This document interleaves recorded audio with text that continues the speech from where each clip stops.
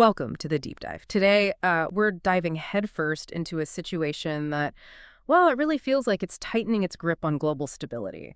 We're talking about the escalating tensions between Iran and the United States. It's, one of those moments where the headlines just barely scratch the surface, and I'm really curious to peel back the layers here.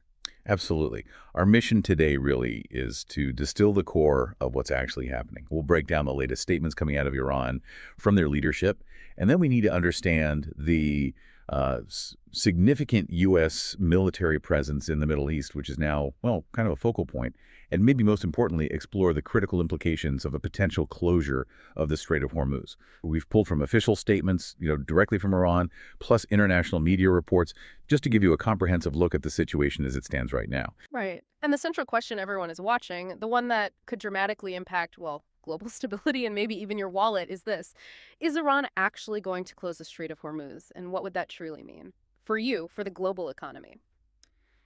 Okay, let's get into it. Let's start with Iran's official responses, their warnings. They have been quite direct, really unyielding. You had Iranian President Masoud Pezeshkian during a phone call with French President Emmanuel Macron, making it explicitly clear. He said the U.S. must be prepared to endure Iran's response to its aggressive steps. Pretty strong words. Very strong. And this wasn't just, an isolated comment or some diplomatic talking point. Iran's official presidential website actually echoed this powerful stance. It stated that despite facing military aggression, Iran will remain steadfast and act in self-defense. What's kind of fascinating here is that while they did express readiness for maybe a negotiated solution within international legal frameworks, Pezeshkian also firmly asserted, that Iran is a nation unwilling to surrender to harassment and oppression, and that it will respond appropriately to any aggression. That sounds like a very firm, unified position. Yeah. How significant is it that this stance is coming not just from the president, but it's being echoed by other high-ranking officials? Does it signal a truly unified front, or are there maybe subtle differences in how they're phrasing things? Oh, it absolutely signals a unified front, and I think a very deliberate one. You have the Iranian foreign minister, Abbas Anarakin, for instance. He warned that U.S. attacks will face, quote, eternal responses. And he also accused President Trump of misleading U.S. voters by prioritizing diplomacy over war. And then there's Ali Akbar Veliati, who's a senior advisor to Ayatollah Khamenei. He declared that the Middle East will no longer have space for Americans and their military bases. Right. What's truly fascinating, I think, is that this isn't merely rhetoric. It seems to mark a profound shift in how Iran now views U.S. forces in the region. Veliati's statement implies that any American military base, any forces in the region, regardless of their location, well, they've now become legitimate military targets for Iran. So this isn't just escalating threats. It's like a fundamental redefinition of the battlefield. Wow. Okay. And it's against this backdrop, these really stark warnings, that we turn to the second major piece of this puzzle, a piece that suddenly looks, well, less like a shield and maybe more like a target: the substantial U.S. military presence across the Middle East. This footprint, it's often been seen as a deterrent, right? But in this heightened environment, it's actually becoming a significant vulnerability. Think about Bahrain, for instance. It's home to the U.S. Fifth Fleet, the regional headquarters of the U.S. Navy's Central Command.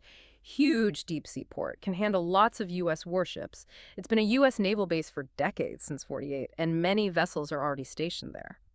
And if we sort of connect this to the bigger picture, what were once seen as these strategic assets, for regional stability or counterterrorism. Yeah. Now, in this heightened environment, they're becoming potential magnets for conflict.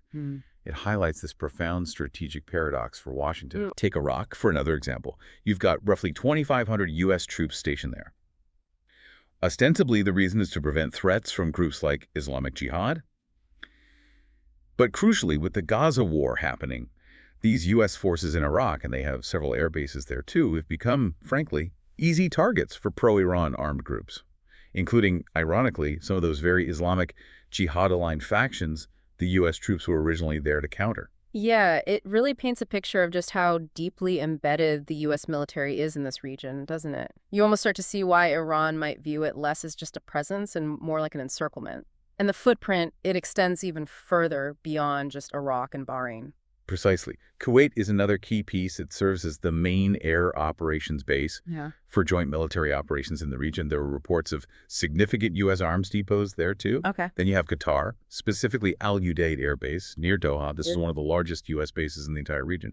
We're talking about 10,000 U.S. troops out there. 10,000. Yeah. And in the United Arab Emirates, there's a U.S. airbase south of Abu Dhabi.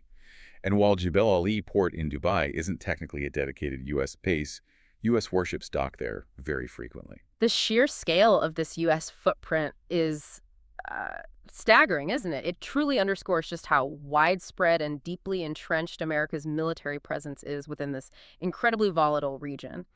So, moving to the broader U.S. perspective now, beyond just the military presence on the ground, the U.S. State Department has issued an advisory for Americans worldwide. They're saying be vigilant about your safety and specifically warning about travel in the Middle East.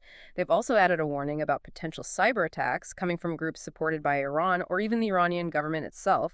Right. And given everything we've just laid out, Yeah. the escalating rhetoric, the exposed military assets, the critical next piece of this puzzle, and frankly, the one causing the most apprehension globally is the potential closure of the Strait of Hormuz.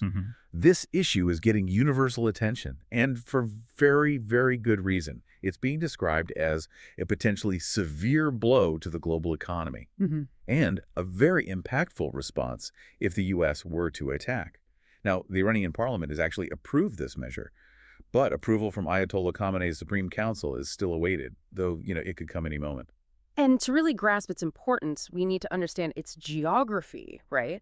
And its economic chokehold on the world. Absolutely. The Strait of Hormuz, it's this narrow naval route. It's essential for oil transport for Iran, yes, but also Saudi Arabia, the UAE, several other countries. It's the critical connection point between the Persian Gulf and the broader Gulf of Oman, and then out into the Arabian Sea. Iran's strategic advantage is its location, right on one side of the strait. It gives them a powerful ability to potentially close it. And the numbers are just staggering. They really are. Think about this. 1/5. That's 1 out of every 5 barrels of daily global oil consumption. It gets transported through the Strait of Hormuz. 1/5. 1/5. So its closure would undoubtedly trigger a global crisis. And not just for oil, but for all sorts of interconnected supply chains worldwide. And we're already seeing the economic impact, even just from the threat, right? The threat of Hormuz closure is pushing global crude oil prices up significantly. Now, figures fluctuate daily, obviously, but Brent crude barrel price is around $178 currently, and WTI is at $1,275. But the real warning is, if the Hormuz Strait is actually closed, we could easily see prices surge well beyond $100 per barrel. And that impacts everyone, from shipping costs to, well, the price you pay at the pump. Exactly. It's not just about oil prices in isolation. It's about the deep interconnectedness of the global economy and the immediate ripple effects such a strategic move would have on, well, every one of us, right down to consumer goods, daily commutes. It truly underscores how a geopolitical flashpoint in one corner of the world can send seismic shocks across the entire planet. So just to recap the core tensions we've explored today, we have Iran's very firm escalating stance. We have the widespread and now potentially quite vulnerable U.S. military presence throughout the region. And then this looming threat to a vital global shipping lane, the Strait of Hormuz, that really holds the global economy in its balance. And as we consider these potential scenarios, the true cost of escalating tensions, it often isn't just measured in military might or economic figures. It's measured in the unseen ripples, the ones that affect daily lives across the globe. So thinking about all this, what stands out to you as the most significant ripple effect if the Strait of Hormuz were actually to close? Something to really think about.